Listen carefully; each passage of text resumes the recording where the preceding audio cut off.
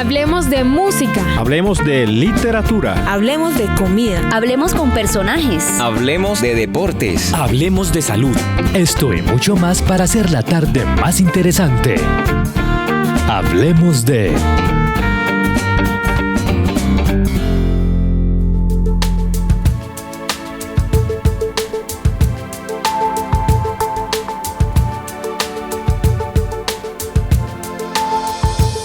Apreciados amigos, oyentes, gracias por estar con nosotros en este episodio. Hablemos de una serie para conversar, disfrutar, aprender y sobre todo reflexionar sobre nuestra vida. Estaremos en una conversación muy amena con la invitada especial para esta casa. El miedo no te protege, te administra. Será el tema que vamos a tratar. Viviana, ¿cómo estás? Bien, Henry, muchas gracias. Una vez más aquí compartiendo contigo y con todos nuestros oyentes de estos temas tan interesantes que espero que sí les estén gustando a todos. Hablemos entonces de el miedo. El miedo llegó para salvarte la vida todos los días. Llegó para emergencias. Sin embargo, hoy gobierna tu salario, tus relaciones, tus decisiones más importantes. ¿A qué hace referencia esa protección o administración del miedo? El miedo mal gestionado no te detiene, te administra. Decide cuándo hablas, cuánto cobras, a quién amas y qué sueñas. No es un enemigo, pero tampoco es una guía. El miedo definitivamente no es una guía. El problema no es sentir miedo, sino obedecerlo. ¿Cómo nosotros estamos gestionando el miedo? ¿Cómo, Henry, estás gestionando tu miedo? ¿Cómo cada oyente está gestionando ese miedo interno? Nosotros tenemos una amígdala cerebral que se activa ante todo tipo de amenazas y ahí es totalmente válido el miedo. Lo que pasa es que sentimos miedo ya hasta para crecer, para apostar por nosotros mismos, que ahí es donde se empieza a generar un conflicto. Hay unos estudios que muestran que en contextos modernos se activa más por escenarios imaginados que por peligros reales. Es decir, dentro de todo lo que nosotros pensamos durante el día, el 80-90% de lo que nosotros pensamos o imaginamos es negativo. O sea, mira qué interesante. O sea, nuestros pensamientos tienen una proyección o una propensión más a ser negativos que a ser positivos. Pero también está comprobado que el 90% de esos pensamientos negativos no van a suceder nunca. Nunca van a suceder. Pero ¿sabes qué? Me hiciste acordar de un amigo que le dicen el mal agüero. Porque, claro, cada vez que se va a armar un plan, él es el que establece todos los pormenores de los riesgos, ¿no?, asociados a la actividad. Y todo el tiempo, y si hacemos esto, nos podemos morir, nos pueden atracar, nos pueden robar, nos podemos enfermar, nos puede hacer daño. Siempre, todo lo ve lo negativo. Tienen los escenarios más catastróficos. Todos los escenarios catastróficos, puede escribir películas, si te digo, con este tipo de actitud. Y le cuesta mucho tomar decisiones, es un poco indeciso, por decirlo de alguna manera. Esto es bueno, es malo, o sea, y tiene una vida buena, vive bien. En temas de salud, bueno, a veces tiene problemas de salud, pero ¿cómo podemos entonces en este momento preliminarmente definir el miedo? ¿Es bueno, es malo, depende? Es necesario. Bueno, excelente respuesta. Es necesario, o sea, el miedo de por sí es necesario, porque claro, el miedo también es lo que nos alerta cuando estamos en una situación de peligro. ¿Cuándo no es necesario? Cuando nosotros queremos apostarle a crecer, porque el miedo no está diseñado para ayudarte a crecer, sino para mantenerte dentro de lo conocido. No pregunta qué te conviene a largo plazo, no evalúa si tiene sentido o propósito, solo pregunta, ¿esto es seguro ahora? Eso es lo que normalmente hace el miedo. ¿Por qué? Por eso no te protege, sino que te administra, siempre y cuando tú dejes que te administre. Regula cuándo te mueves, cuánto arriesgas, cuánto deseas, cuánto te expones. Depende de la necesidad que tengas en el momento. El miedo puede ser o muy grande o muy pequeño. ¿Qué es lo bonito y lo interesante del miedo? Que puede ser o mi amigo o mi enemigo. O sea, cuando tú quieres hacer algo y sientes miedo, hazlo con todo el miedo. Pero el miedo es necesario. O sea, es necesario porque nos va a ayudar también a mirar los pros y los contra. Ahora, teniendo el equilibrio, no yéndonos a ese lado catastrófico de todo, porque si no, nunca vamos a tomar decisiones. También temerario de hacerlo todo porque lo puedo todo, ¿no? Que ese es el otro extremo ya de no sentir miedo, o es otro tipo de miedo. No significa que no tenga miedo, pero es otro tipo de miedo. Una persona temeraria tiene miedo a no hacerlo todo porque probablemente va a morir sin hacer grandes cosas en la vida. Entonces se apura más a hacerlo todo aunque le cueste Su propia vida. su propia vida, Sí, gran porque ironía. no quiere quedarse atrás. Has utilizado una palabra muy interesante, administrar. Esto en términos psicológicos, ¿qué significa? Mira, vamos a poner el ejemplo también como de una empresa. Si a mí me contratan como administradora de una empresa, ¿yo qué voy a hacer como administradora? Voy a racionar los presupuestos, o sea, voy a administrarlos de una manera que no sea muy elevado el costo de los productos, de los servicios, o sea, de la producción, de todo. Entonces, eso es lo que hace el miedo en nosotros. Administra que raciona la energía que nosotros tenemos, limita las opciones, decide que es demasiado. Es decir, cuando nosotros queremos hacer algo, probablemente él dice, no, es demasiado, no lo hagas, porque el miedo está administrando en ese momento. Mantener el sistema estable y no pleno, esa es la administración que hace el miedo en nosotros. El miedo funciona como un gerente de crisis, no como una guía de vida, porque su lógica es, quédate donde ya sobreviviste. O sea, ¿para qué vas a hacer algo más si ya sobreviviste? Quedémonos ahí. Entonces lo administra desde la austeridad, no desde la proyección bonita de crecimiento hacia el futuro de dale, tú puedes, no lo hace desde ahí.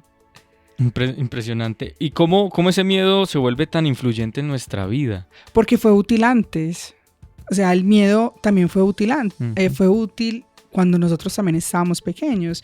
El miedo te ayudó a adaptarte, o sea, por miedo quizás, yo vi un escenario quizás cuando era pequeña y entendí que el miedo me ayudó a protegerme de esta situación. Entonces, claro, está en esa memoria que nosotros tenemos, y de esa memoria emocional que nos hace quizás limitarnos para tomar una decisión, escondernos, porque quizás evitó también el rechazo.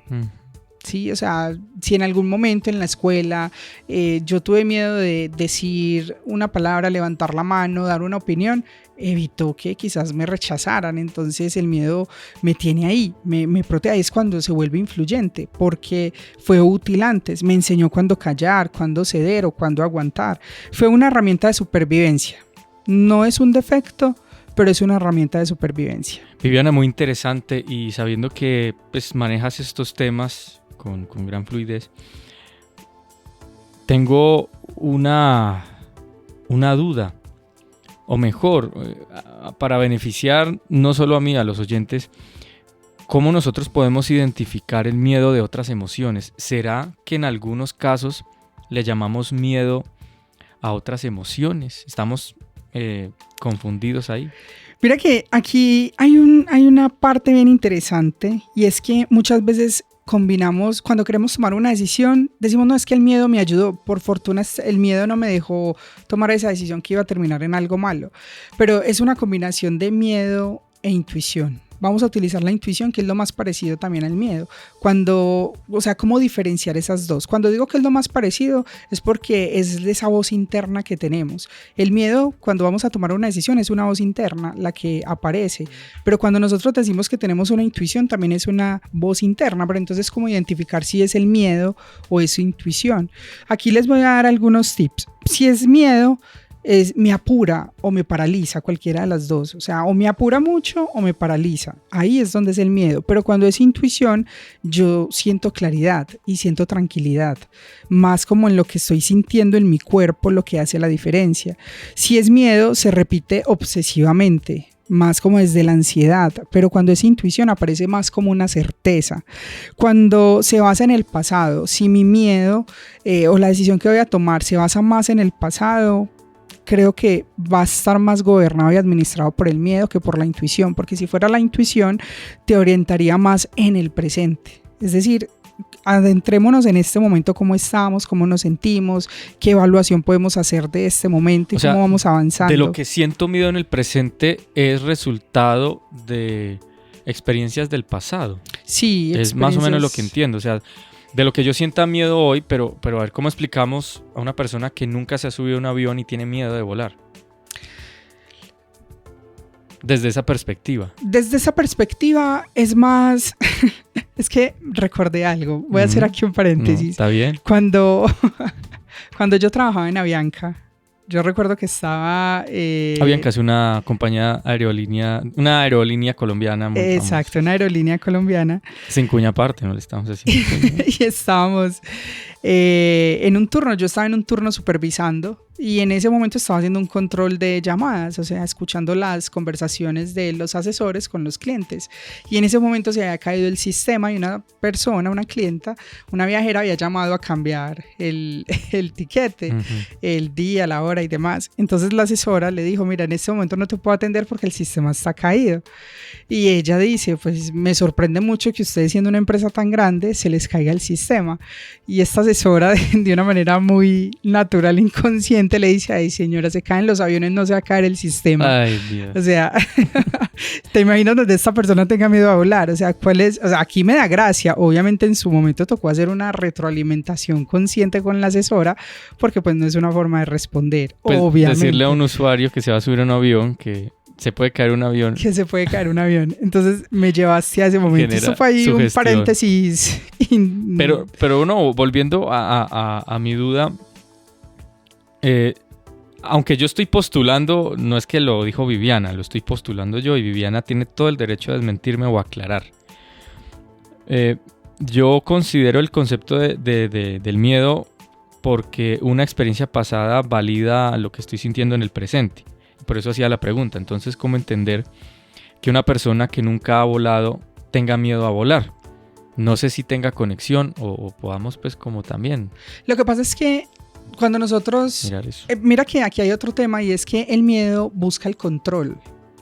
Entonces, cuando tú estás en el aire, no tienes control, o sea, tú no lo tienes. Entonces, por ende, como el miedo lo que hace es invitarte a estar en supervivencia y la supervivencia está dentro de las áreas de control, por eso sientes miedo, porque no está bajo tu control. Tú no puedes hacer nada en el aire, estás sentado en una silla con un cinturón amarrado y si algo pasa, no puedes hacer nada, absolutamente nada. Entonces, todo lo que está fuera de nuestro control nos genera miedo. Y sean experiencias pasadas donde perdimos el control, como en experiencias donde no tenemos el control. Entonces, y que son naturales de nosotros como seres humanos. Eso es en milésimas de segundos, sí, que el cerebro relaciona, ¿no? Ya venimos con ese software instalado de técnicas de supervivencia, porque el cerebro está programado para eso, para sobrevivir, para estar en el modo supervivencia. Por eso es que nos ahorra la mayor cantidad de energía posible. Cuando tú le colocas a una persona a leer un texto y le repites una palabra, probablemente no se dé cuenta a la primera, porque está programado para ahorrar la mayor cantidad de energía posible, entonces hace que pase rápido la lectura porque ya es un conocimiento que tú tienes ahí intrínseco, entonces simplemente lee rápido. Y lo mismo pasa con el miedo. El miedo es algo que nosotros ya tenemos, entonces como necesitamos ahorrar energía, necesito sentir esta necesidad de control y demás, ahí ya pierdo. Viviana, ¿cómo me doy cuenta que el miedo me está ayudando a tomar decisiones o no? Creo que aquí es cuando tú tienes estos tips de cómo te está movilizando el miedo, desde dónde te está movilizando para tomar esa decisión, si es desde esa ansiedad que te apura o te paraliza o te da claridad y tranquilidad, si se repite obsesivamente o aparece como una certeza. Es allí donde está como esa diferencia en la toma de decisiones. Si se basa en el pasado, o no. Si te da tranquilidad, si no te genera tranquilidad, si busca el control o busca una coherencia. También unas decisiones, a veces nosotros tomamos decisiones sin pensar. No tenemos como ese tiempo de decir, ¿será que esto es consciente o no? Son decisiones a veces inmediatas. Decisiones invisibles. Decisiones nos enseñabas en un episodio anterior. En un episodio anterior, sí. Son decisiones que simplemente tomamos por inercia, pero es que el cerebro tiene memoria, nuestro cuerpo tiene memoria. Entonces, esa memoria rápida a veces no es consciente. Recordemos que el 80% de las decisiones que tomamos son invisibles, pero también son invisibles por una memoria que tenemos nosotros. Esas memorias emocionales son las que me llevan a mí a tomar algunas decisiones que no necesariamente son conscientes y que simplemente pues las tomé. Por eso yo en este momento que estoy siendo consciente que el miedo puede gobernarme en ciertos momentos, como yo desde ese momento empiezo a educar mi cerebro, a reprogramar mi cerebro para tomar mejores decisiones en el futuro, que no sean tan invisibles, sino que sean más responsables y conscientes. Muy interesante. ¿Debo dejar que el miedo tome decisiones por mí o no? A veces las va a tomar. A veces no tenemos la autonomía de decir... O sea, eso no es un asunto que yo decida. No siempre. Claro que cada vez lo que buscamos con este tipo de espacios es que seas más consciente, Claro. para que ese tipo de decisiones Porque sean yo puedo decir, tengo menos. miedo, mejor no tomo decisiones en este momento. O Hay- puedo decir, si nosotros lo estamos proponiendo en un mundo imaginario, no, sí, tome decisiones cuando tenga miedo. Entonces voy a tomar todas mis decisiones esperando sentir el temor, el miedo, para tomarlas. Bueno, claro que temor y miedo también creo que es diferente, ¿no? Sí, Eso hay son dos cosas Uno a veces diferentes. lo verbaliza, pero es un error.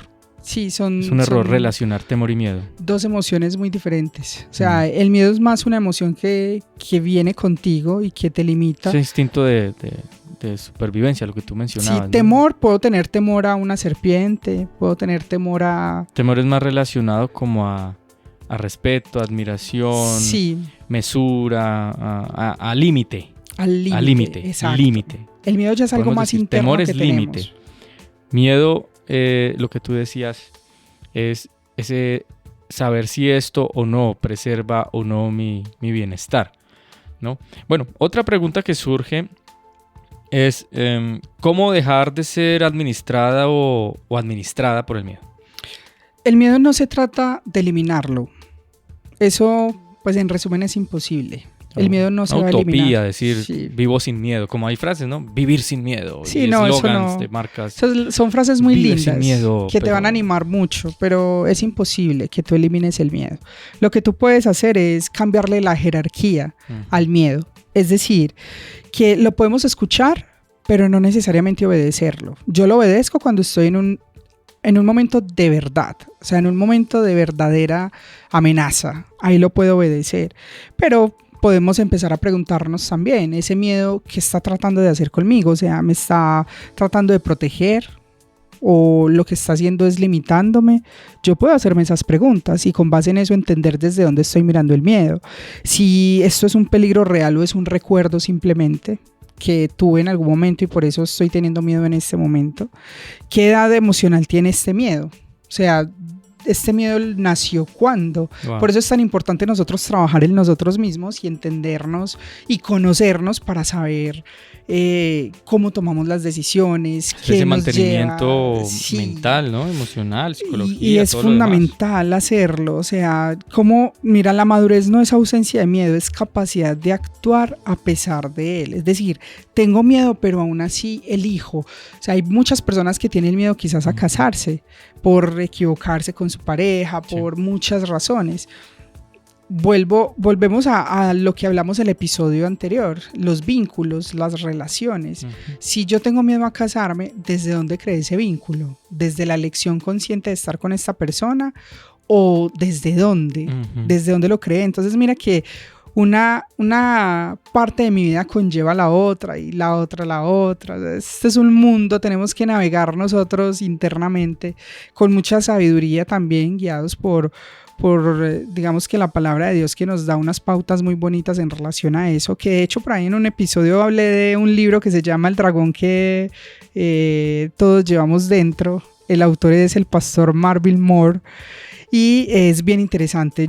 Él habla aquí de todo este tipo de cosas. O sea, Viviana, y ahí lo quiero volver a dejar ¿a qué le tienes ahí. miedo? Bueno, yo le tengo miedo. Esa es una muy buena pregunta, porque cuando yo hago mi autoevaluación, mi miedo más grande es dejarme absorber por el mundo. Y cuando digo por el mundo, no necesariamente estoy hablando por los vicios Las banalidades. y las banalidades, no es por este tipo de miedo, sino más por la rapidez con la que va el mundo en este momento, porque nos perdemos nosotros mismos. O sea, en medio de la rapidez, en medio del avance, de la tecnología, de todo, como que ese afán de querer pertenecer a ese movimiento, a esa nueva era, a veces perdemos nuestra esencia solo por querer estar ahí, pertenecer. Entonces he estado haciendo un ejercicio muy consciente en relación a eso, de hasta qué punto estoy corriendo con todo lo que está pasando en el mundo, o hasta qué punto también estoy siendo consciente de lo que está pasando, pero voy a mi ritmo también, compartiendo, viviendo mi vida un día a la vez con Jesús. Creo que esa es como la parte más bonita. Qué interesante. Y aprovechemos estos minutos para hablar sobre nuestros miedos. ¿Recuerdas cuál ha sido el episodio donde sentiste un grado de miedo realmente alto? Han habido varios, Te voy a mencionar dos que han sido bastante fuertes. Uno de ellos es que cuando yo tenía más o menos unos 6, 7 años, yo recuerdo que iba con mi mamá a la iglesia del Pinal, Enciso, sí, Enciso, que queda por Enciso. O sea, te estoy hablando de hace años, ¿no? Yo tenía 7 años, más o menos. Una iglesia adventista, sí, claro, en Medellín. Adventista en Medellín, en el barrio Enciso. Sí. Íbamos en un bus y yo recuerdo que justamente ese día en la noche a la hija de un hermano de la iglesia, que ella no era bautizada ni nada, a ella le estaban haciendo la primera comunión. Él se subió al mismo bus que nosotros íbamos y lo venían siguiendo porque en ese entonces las grabadoras de CD no eran tan comunes, pero entonces lo venían siguiendo porque se la querían robar, pero no era de él, se la habían prestado.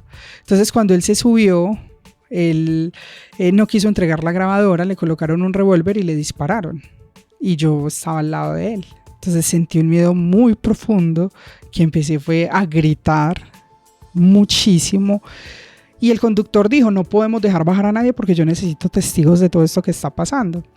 Al final las personas empatizaron con mi mamá y conmigo, entendiendo cómo estaba yo de nerviosa, el miedo que sentía tan fuerte, y me dejaron bajar. Y después de eso yo tuve que estar en un proceso por mucho tiempo, con acompañamiento psicológico y demás, porque obviamente ese miedo alteró muchas áreas de mi vida y despertó otros miedos donde yo salía a la calle, o sea, no quería salir a la calle, no quería hacer absolutamente nada. El impacto de que era alguien conocido. Sí, ¿no? fue un episodio muy triste porque mi mamá fue la que le tocó ir a dar la noticia de que eso había pasado. Y él finalmente, el muchacho... Murió. Sí. Fue mortal. Sí, fue mortal. En el pecho se lo dieron. Wow. El disparo fue en el pecho. Wow.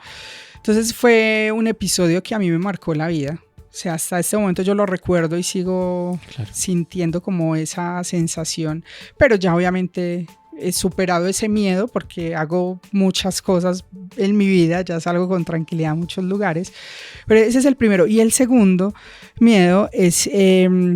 cuando no pude casarme, o sea, cuando tenía una relación muy larga y que fue más de 5 años, ya había un compromiso de matrimonio, pero pues estando a pocos días, pues se acabó la relación, o sea, fue bastante traumático también para mí, entonces se me desbloqueó el miedo a adquirir compromisos, que también tuve que trabajar, que también tuve que acompañar, y yo creo que gracias a todo eso es que hoy soy lo que soy. O sea, tener esa oportunidad también de conocerme y de reconocerme para seguir siendo una mejor persona para mí misma, pero también para mi entorno. Entonces, todo eso me llevó a navegar por todo lo que soy yo y a estudiar muchas cosas y a formarme en todo lo que soy ahorita y que hoy pongo al servicio de las demás personas. Entonces, mira que todo tiene también su parte positiva. Súper interesante. Gracias por compartir ese testimonio. Todos tenemos miedo. Yo recuerdo un episodio. Estábamos en Cartagena. Salimos a uno de los camporís de la iglesia adventista juveniles. Y salimos en el tour. Uno de los días hicimos tour. Yo me llevé a mi hermano menor. Tenía la posibilidad de llevarlo y bueno, lo llevé con consentimiento de mis papás. Y mi hermanito me empezó a decir que estaba muy cansado, y yo pensé, pues es un niño, está cansón, que está muy cansado. Y hicimos ese tour por el barco hasta las islas del Rosario. Uh-huh. Y entonces se sale muy temprano, él no comió, yo no le puse cuidado, no desayunó, se fue en el barco afuera molestando, y la sal afecta. Claro. Entonces, bueno, muchas cosas. Ya cuando nos bajamos del barco empezamos a caminar, porque caminamos desde la playa hasta un lugar donde nos recogía el bus, pues por ahorrar, tú sabes, uno va como en un plan más de ese turismo económico, nada de confort. Caminamos por toda la Boca Grande para llegar hasta donde el bus, más o menos media hora. Sí. Y el niño me decía hasta que en un momento simplemente se desplomó, sus ojitos se voltearon, tuvo un cuadro de deshidratación con desmayo. Y ahí sentí el verdadero terror. Claro, fue un miedo de ver la vida de mi hermano ahí, ¿no? ¿Cuántos años tenías ahí?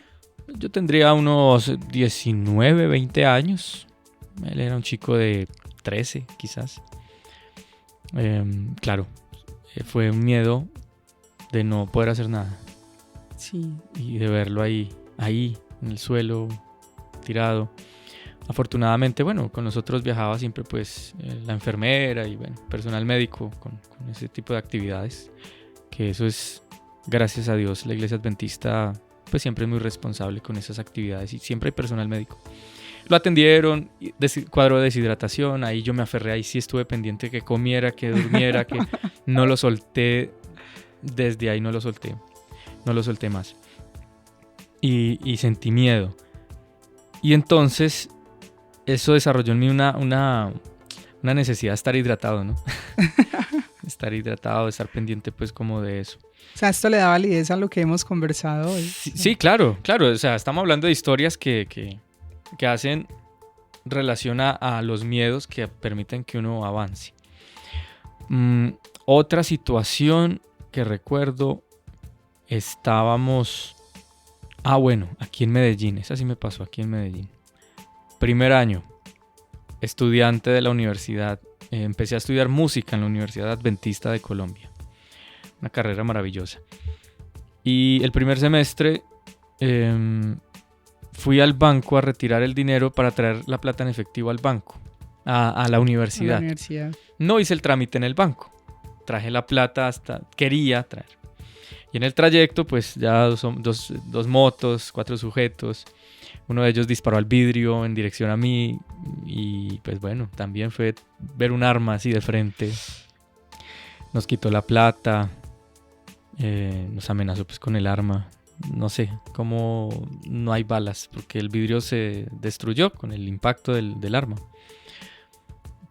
Pero bueno, Dios fue misericordioso. Eso es un milagro. Pero el temor a verse tan vulnerable en una situación de violencia me enseñó, claro, a ser prudente, no sacar plata de un banco. ¿Tuviste la oportunidad de gestionar esos miedos o hasta el día de hoy simplemente lo que aprendiste claro. Lo sigues? No, claro, no. Sí tuve la oportunidad en ambos escenarios de llevarlo. No experiencias, como dijeran, traumáticas, pero sí que nos han dejado muchas enseñanzas. Entonces soy muy precavido también con el tema de evitar dar pie a situaciones de inseguridad.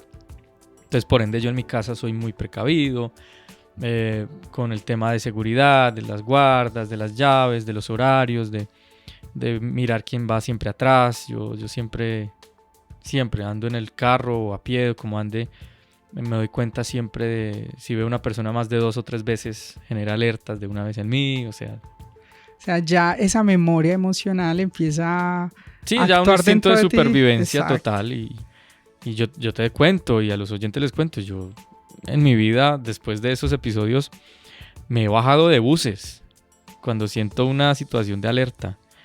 Recuerdo una, Viviana, que yo vi, o sea, anticipé en mi mente lo que podía pasar y yo simplemente reaccioné, me paré de la silla, salté del bus y cuando salto en el bus escucho gritos y están robando el bus. Yo vi los 2 sujetos subirse al bus, vi cómo se miraron, vi ciertos movimientos en falso de los sujetos y mi reacción fue saltar del bus. O sea, ya fue una decisión invisible. Fue una cosa y salté del bus y sí, se subieron a robar. Pero mira qué interesante lo que dices, porque aquí también podemos ampliarlo un poco más diciendo que cuando nosotros sentimos miedo, de alguna manera también se identifican unos patrones en el entorno, en las personas y demás. Cuando eso queda en nuestra memoria y esos escenarios se repiten a futuro, nacen esas decisiones invisibles. Claro, cuando tienes también la potestad de simplemente actuar y ya, porque hay quienes tienen la forma de tomar esas decisiones invisibles o se toman esas decisiones invisibles y no lo hacen, se quedan paralizados, que es justamente una parte de lo que decíamos del miedo y la intuición. Si el miedo te paraliza, te deja ahí o simplemente te ayuda a moverte y actuar, y desde dónde lo hace. Entonces mira que es bien interesante esa historia, porque nos muestra y nos ejemplifica cómo se crean los patrones en los miedos para posteriormente tomar decisiones o vivir nuevas experiencias. Y eso es una conclusión muy, muy interesante, Viviana. Gracias por esta conversación. Hoy estuvimos hablando de el miedo que no te protege, te administra. Gracias, Viviana, por estar con nosotros, y a todos nuestros oyentes, gracias. Nos encontramos en otro capítulo en esta serie Hablemos de. Chao, chao.